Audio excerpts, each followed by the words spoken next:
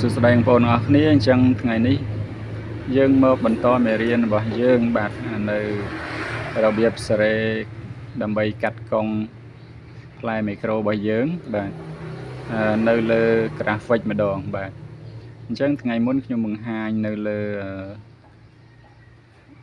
mixer ហើយណាបងប្អូនវីដេអូមុនអញ្ចឹងដើម្បីយើងសេរីកុំឲ្យវាកង់បាទរំខានយើងនៅពេលដែលយើងច្រៀងបាទគឺយើងបងប្អូនត្រូវសេរីលើ graphic របស់យើងនេះបាទគឺជាកត្តាសំខាន់បើបងប្អូនសេរីតែលើ mixer បងប្អូនអត់បានកាត់កង់នៅលើ graphic នេះគឺវានៅតែរៀងពិបាកក្នុងការសេរីណាបងប្អូនអញ្ចឹងគឺ graphic នេះគឺវាមានភាពងាយស្រួលនៅពេលដែលយើងកាត់កង់វាហើយគឺធ្វើឲ្យយើងងាយស្រួលក្នុងការច្រៀងក៏ដូចជាបាត់កង់ណាបងប្អូនអញ្ចឹងកុំឲ្យខាតពេលយូរតើបងប្អូនមើលទាំងអស់គ្នាបងប្អូនឃើញខាងក្រោមនេះគឺខ្ញុំបិទអស់ហើយណាបងប្អូនខ្ញុំអត់ប្រើទេបាទខាងក្រោមនេះគឺខ្ញុំប្រើឡូវាត្រូវប្រើឡូប៉ុន្តែឡូហ្នឹងគឺខ្ញុំដោតរំលងវាបងប្អូនខ្ញុំដោតពី ampli មក crossover តែម្ដងបាទពី crossover ចេញមក ampli តែម្ដងអញ្ចឹងខ្ញុំអត់ប្រើវាទេហើយសម្រាប់ខាងលើនេះគឺខ្ញុំប្រើ high បាទ channel ខាងលើនេះគឺខ្ញុំប្រើ high បាទនេះគឺកន្លែង main volume យើងបើកបិទបន្ថយឬក៏ដំឡើងណាបងប្អូនអញ្ចឹងបងប្អូនមើលអាពីរនេះហេតុអីបានខ្ញុំដាក់វាឡើងដល់ក្រោមណាបងប្អូននេះឡើងកប់ដល់ក្រោមអាហ្នឹងហើយបងប្អូនគឺជាចំណុចដែលយើងដើររកវាបាទនៅពេលដែលយើងរកឃើញហើយយើងបិទវាចោលអស់មកអាហ្នឹងគេហៅថាយើងកាត់កង់ណាបងប្អូនហើយសម្រាប់ឥឡូវហ្នឹងគឺគេប្រើពួក digital មានវិធីកាត់កង់តាម app ណាបងប្អូនតែបើយើងប្រើពួកនេះគឺយើងអត់មានប្រើតាម app ទេយើងសេរីលើចង្កឹះរបស់វានឹងឯងអញ្ចឹងតាមពិតទៅ digital ក៏ដោយហើយនឹងយើងប្រើ analog នេះក៏ដោយបើសិនជាយើងចេះប្រើវាត្រឹមត្រូវគឺវាលឺចេញដូចជាមិនខុសគ្នាណាបងប្អូនអានេះគឺវាងាយស្រួលជាងសម្រាប់អ្នកដែលគាត់អត់សូវចេះភាសាឬក៏បច្ចេកទេសអញ្ចឹងណាយើងសេរីលើនេះយើងអាចស្ដាប់ងាយក្នុងការស្ដាប់ហើយយើងបើកបិទបធូរបន្ថយវាអញ្ចឹងទៅតើឥឡូវទី1ឧទាហរណ៍ថាចង្កឹះខាងក្រោមនេះណាបងប្អូនអានេះខ្ញុំសេរីហើយខ្ញុំខ្ជិលប៉ះពាល់វាទៀតដោយសារខ្ញុំអត់បើកទេបាទកាលណាអត់បើកចឹងយើងមួលចុះឡើងទៅពេលខ្លះវាច្រឡំយើងខ្ជិលសេរីច្រើនដងណាអញ្ចឹងអាហ្នឹងខ្ញុំសេរីត្រូវហើយគឺវាលែងកង់ហើយអញ្ចឹងខ្ញុំឧទាហរណ៍ឲ្យបងប្អូនមើលchannel ទី2នេះឧទាហរណ៍ថាវាជា high វាជា high របស់បងប្អូនណាឧទាហរណ៍បាទបងប្អូនប្រើអាហ្នឹងជា high អញ្ចឹងបងប្អូនបើកដំបូងគឺយើងដាក់ទាញចង្កឹះវាឲ្យដល់សញ្ញាកដាលនេះណាបងប្អូនបាទយើងដំឡើងវាចំកដាលនឹងទាំងអស់មកបាទបន្ទាប់មកគឺបងប្អូនមើលកន្លែងមីក្រូយើងបាទមីក្រូនៅលើ mixer យើងដាក់ 50% ដែរមកហើយកន្លែងបើកខាងនេះបាទយើងដាក់ត្រឹម30 40ឬក៏50ក៏បានដែរបងប្អូនយើងដាក់វាសាកសិនបើសិនជាយើងដាក់ទៅយើងអូសឧទាហរណ៍ថាយើងអូសមកលើខ្លាំងហើយវានៅតែអត់សូវកង់អាហ្នឹងយើងដំឡើងមីក្រូតាមហ្នឹងមកបាទដំឡើងមីក្រូឬក៏ main volume នេះបាទថែមតិចទៀតមកដើម្បីឲ្យវាឆាប់ឃើញចំណុចកង់ណាបងប្អូនឆាប់ឃើញនេះ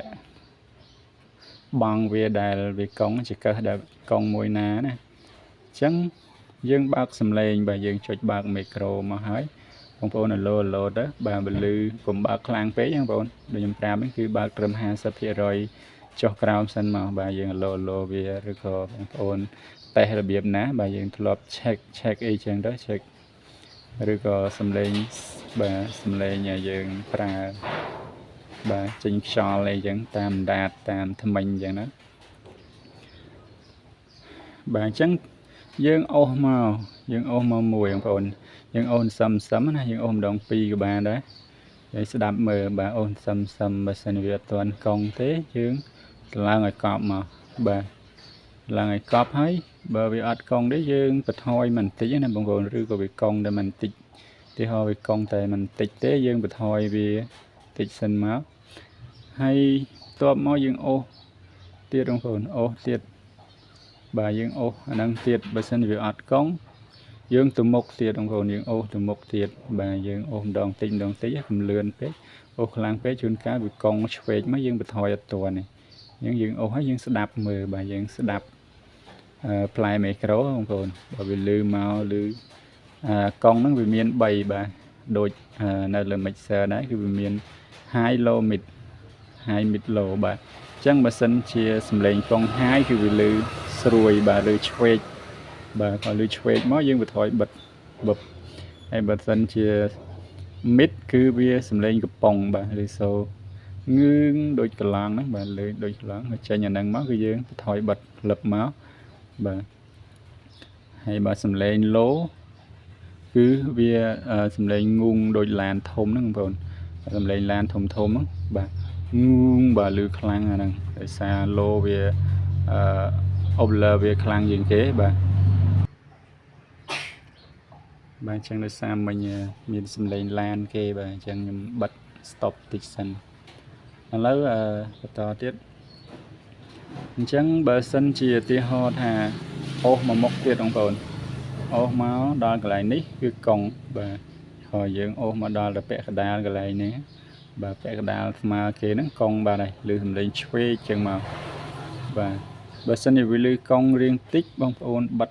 ល្មមណាបងប្អូនបាទយើងមិនបាច់ដល់ក្រោមពេកទេព្រោះហ្នឹងកន្លែងខ្លះបើយើងបិទអស់ពេកទៅគឺវាធ្វើឲ្យមីក្រូយើងអត់សូវឮដែរបាទតែបើសិនជាវាឮខ្លាំងបាទឮខ្លាំងយើងបិទផ្លឹបអាណាដែលឮខ្លាំងជាងគេអញ្ចឹងបងប្អូនស្មានមើលមកនេះទីហោទៅឮត្រឹម50%ទេយើងបិទបាទយើងដាក់វាមកបាទក្រោមអាចកឹះក្រោមសញ្ញានេះមកបាទហើយទីហោដែលយើងទៅមួយទៀតបាទអូសមកតឡើងមកអានេះកង់បាទហ្នឹងកង់ខ្លាំងជាងនេះទៀតបាទឆ្កឹះនេះកង់ខ្លាំងជាងគេអញ្ចឹងយើងបិទវាចោលតែម្ដងបងប្អូនហើយយើងទៅមុខទៀតបាទទីហោតែអានេះកង់បាទនេះកង់ល្មមបាទវាកង់ល្មមទេអញ្ចឹងយើងដាក់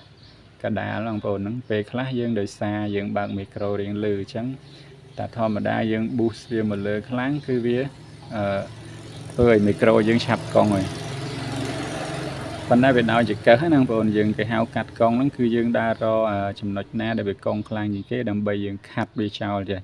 បាទកាលណាយើងខាត់ចោលទៅហើយគឺវាលែងអត់ងាយកង់ដែរបងប្អូនគឺវាកង់ភាគតិចបំផុតណាភាគរយតិចណានៃការកង់តែអញ្ចឹងយើងទៅមុខទៀតបងប្អូនបាទយើងទៅមុខទៀតមកបាទអានេះឧទាហរណ៍ថាវាអត់សូវកង់ទេបាទយើងបន្ថយមិនបន្តិចមកបាទយើងបន្ថយបាទយើងដាក់លើមកបាទវាអត់កង់ទេឬក៏កង់មិនបន្តិចបាទអញ្ចឹងយើងដាក់នៅលើនេះបាទហើយបន្តទៅមុខទៀតមកអានេះវាអត់កង់បាទយើងអត់កង់យើងតឡើងមករៀងខ្ពស់ជាងគេមកបន្ទាប់មកឧទាហរណ៍ថានេះអត់កង់ទៀតបាទអញ្ចឹងយើងតឡើងរៀងខ្ពស់មកកាលណាវាអត់កង់មានន័យថាវាលឺខ្សោយហើយវាលឺខ្សោយជាងគេឬក៏វាមិនខ្សោយទេតែវាលឺសំឡេងល្អបាទហើយកាលណាយើងបិទវាទៅវាធ្វើឲ្យសំឡេងល្អហ្នឹងវាខ្សោយអញ្ចឹងយើងច្រៀងទៅវាពិបាកច្រៀងតែបើយើងសំឡេងដែលល្អយើងបើកខ្ពស់អញ្ចឹងធ្វើឲ្យយើងច្រៀងធូរដែរអូខេបងប្អូនតោះណាអញ្ចឹងវីដេអូនេះដូចជារៀងវែងដែរហើយបាទអញ្ចឹងខ្ញុំគ្រាន់តែទាឲ្យបងប្អូនមើលទេបាទខ្ញុំបិទវិញបាទជួបគ្នាវីដេអូក្រោយបើសិនជាបងប្អូនមានចម្ងល់អីអាចខមមិនខាងក្រោមបានបាទអរគុណ